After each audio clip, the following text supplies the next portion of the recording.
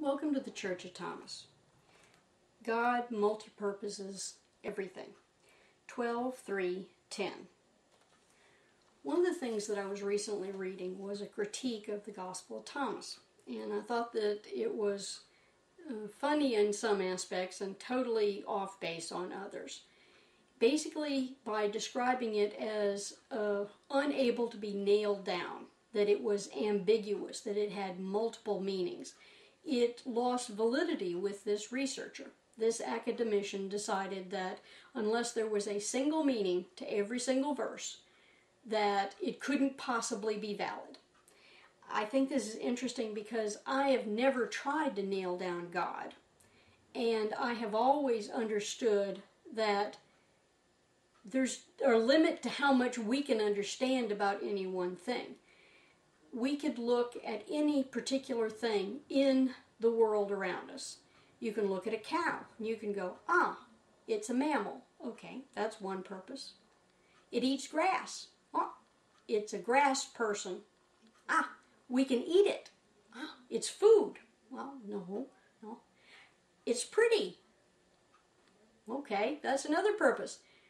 Every single thing in creation has multiple purposes.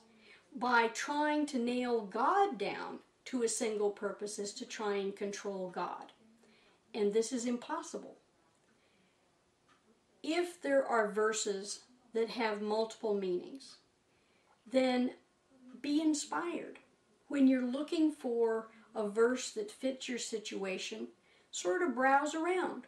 You may hit on one that somebody has labeled as being about one subject when it strikes you as being essentially about your problem.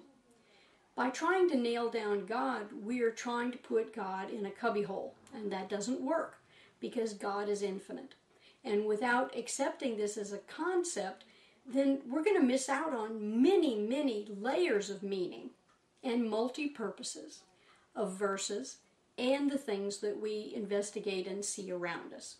Here's some verses that might help. First one is Gospel of Thomas, verse 83. Jesus said, "The images are shown to people, but the full knowledge of the images will remain hidden in the brilliance of the One's light. These images will remain hidden and lack meaning until the One deems people ready to understand them."